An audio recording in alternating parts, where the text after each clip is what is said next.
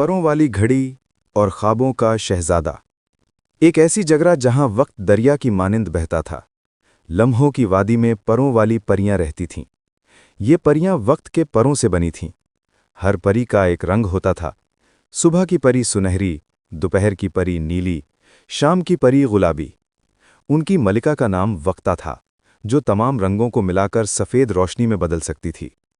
وقتا کے پروں پر ہر لمحے کی تصویر بنتی اور مٹتی رہتی تھی، جیسے زندہ فلم چل رہی ہو۔ اس کی آنکھیں دو گھڑیال تھیں، جن میں دن رات کے بجائے خوشی اور غم کے لمحے گزرتے تھے۔ وقتا کے پاس ایک پروں والی گھڑی تھی، جو نہ وقت بتاتی تھی نہ تاریخ۔ یہ گھڑی لوگوں کے کھوئے ہوئے خوبصورت لمحات جمع کرتی تھی اور انہیں محفوظ رکھتی تھی۔ ایک دن وادی میں ایک عجیب مخلوق آئی، جو نہ پری تھی نہ انسان۔ وہ خوابوں کا شہزادہ تھا۔ شہزادے کا نام خواب تھا۔ اس کا جسم ستاروں کی دھول سے بنا تھا اور اس کی آنکھیں خوابوں کے دروازے تھیں۔ خواب کے ساتھ ایک مسئلہ تھا، وہ اپنے خواب دیکھ نہیں سکتا تھا، وہ صرف دوسروں کے خواب دیکھ سکتا تھا۔ وقتا نے خواب کو دیکھا اور پوچھا، تم کون ہو جو خوابوں میں سفر کرتے ہو مگر اپنے خواب نہیں دیکھ سکتے؟ خواب نے جواب دیا، میں خوابوں کا شہزادہ ہوں، میری سلطنت رات کے آسمان میں ہے، مگر جب سے میں نے اپنا پہلا خواب کھویا ہے میں اپنے لیے کوئی خواب نہیں دیکھ سکتا۔ وقتا نے اپنی پروں والی گھڑی دکھائی، شاید یہ گھڑی تمہاری مدد کر سکے۔ یہ گھڑی کھوئے ہوئے لمحات کو واپس لا سکتی ہے، شاید تمہارا کھویا ہوا خواب بھی۔ مگر شرط یہ تھی کہ خواب کو 3 خواب ڈھونڈنے ہوں گے جو کبھی پورے نہ ہوئے۔ پہلا خواب، ایک بوڑھے درخت کا خواب کہ وہ پھر سے جوان ہو۔ دوسرا خواب، ایک ندی کا خواب کہ وہ سمندر سے ملے۔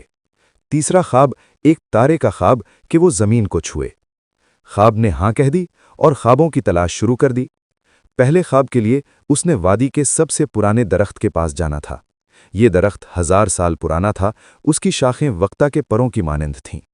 درخت نے خواب کو بتایا، میرا خواب بہت پرانا ہے، میں جوان ہونا چاہتا ہوں، مگر میری جوانی کا راز میری جڑوں میں دفن ہے، جو میں نہیں نکال سکتا۔ خواب نے درخت کی جڑوں میں جا کر دیکھا، وہاں ایک چمکدار بیج تھا۔ جب اس نے بیج نکالا، درخت نے پہلی بار پھر سے پتے نکالے۔ اب خواب کے پاس پہلا خواب تھا، جوان ہونے کا خواب۔ دوسرے خواب کے لیے اس نے ندی کا پیچھا کیا جو ہمیشہ روتے رہتی تھی۔ ندی نے کہا، میرا خواب سمندر سے ملنے کا ہے، مگر راستے میں پہاڑ آ گیا ہے۔ خواب نے پہاڑ سے درخواست کی، براہ کرم ندی کو راستہ دے دو۔ پہاڑ نے جواب دیا، میں ہٹ تو سکتا ہوں، مگر مجھے ڈر ہے کہ میں ٹوٹ جاؤں گا۔ خواب نے خوابوں کی طاقت سے پہاڑ کے اندر ایک راستہ بنا دیا۔ ندی پہلی بار سمندر سے ملی اور خوشی سے چمک اٹھی۔ اب خواب کے پاس دوسرا خواب تھا، ملنے کا خواب۔ تیسرے خواب کے لیے اسے آسمان پر جانا تھا۔ اس نے ایک تارے سے پوچھا، تمہارا کیا خواب ہے؟ تارے نے کہا، میں زمین کو چھونا چاہتا ہوں، مگر ڈرتا ہوں کہ بجھ جاؤں گا۔ خواب نے خوابوں کا ایک نیٹ بنایا جس میں تارے کو پکڑ کر زمین پر لایا۔ تارا زمین پر گرتے ہی پتھر نہیں بنا، بلکہ ایک چمکدار پھول بن گیا۔ اب خواب کے پاس 3 خواب تھے، جوانی، ملاقات اور چمک۔ وہ واپس وقتا کے پاس آیا اور تینوں خواب پروں والی گھڑی میں ڈال دیے۔ گھڑی نے زور سے چمکی اور ایک نیا خواب نکالا۔ یہ خواب خواب کا اپنا تھا، جو اس نے بچپن میں کھو دیا تھا۔ خواب میں وہ ایک ایسی سلطنت کا بادشاہ تھا جہاں ہر کسی کے خواب پورے ہوتے تھے۔ وقتا نے کہا، تمہارا خواب کبھی کھویا نہیں تھا، بس تمہیں یاد نہیں تھا۔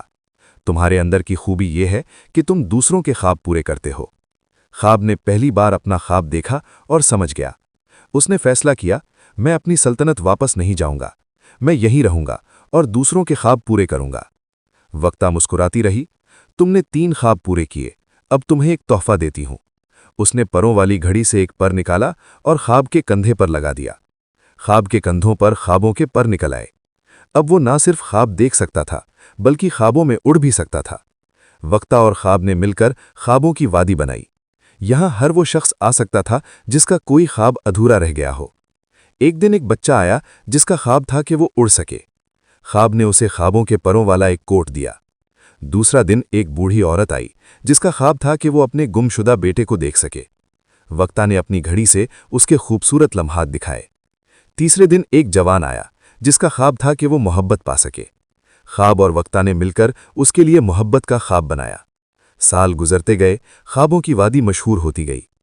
پرندے بھی آتے، جانور بھی آتے، درخت بھی آتے، سب کے خواب ادھورے تھے۔ ایک عجیب دن ایک پہاڑ آیا جس کا خواب تھا کہ وہ حرکت کر سکے۔ خواب نے خوابوں کی طاقت سے پہاڑ کو چلنا سکھا دیا۔ وقتا نے ہر چلنے والے قدم کو اپنے پروں پر محفوظ کر لیا۔ ایک رات وقتا نے خواب سے کہا، تمہارا سب سے بڑا خواب کیا ہے؟ خواب نے جواب دیا، میرا سب سے بڑا خواب یہ ہے کہ ہر کسی کا خواب پورا ہو، مگر میں جانتا ہوں یہ ممکن نہیں، کچھ خواب ادھورے ہی رہتے ہیں۔ وقتا نے مسکراتے ہوئے کہا، ادھورے خوابوں میں بھی خوبصورتی ہوتی ہے، وہ ہمیں یاد دلاتے ہیں کہ زندگی میں امید ہمیشہ رہنی چاہیے۔ دونوں نے مل کر ایک کتاب لکھی، خوابوں کی زبان۔ اس کتاب میں ہر قسم کے خوابوں کی کہانیاں تھیں، جوان ہونے کے خواب، ملنے کے خواب، چمکنے کے خواب، اڑنے کے خواب، محبت کے خواب، حرکت کے خواب۔ کتاب پڑھنے والا ہر شخص اپنے خواب کو پہچان سکتا تھا۔ وقت گزرا، وقتا اور خواب دونوں پرانے ہونے لگے، مگر ان کے پروں اور خوابوں کی طاقت کم نہیں ہوئی۔ انہوں نے ایک نئی نسل کو تربیت دی، خوابوں کے محافظ۔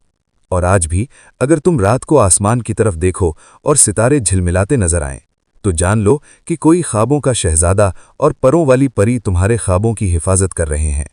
پیارے دوستو، کہانی کیسی لگی؟ اگر اچھی لگی ہو تو لائک کریں اور چینل سبسکرائب کریں۔ آپ کا ایک لائک مجھے حوصلہ دیتا ہے کہ میں ایسی ہی مزید خوبصورت کہانیاں بناؤں۔ آپ کا ساتھ میرے لیے بہت قیمتی ہے۔ خدا آپ کو خوش رکھے۔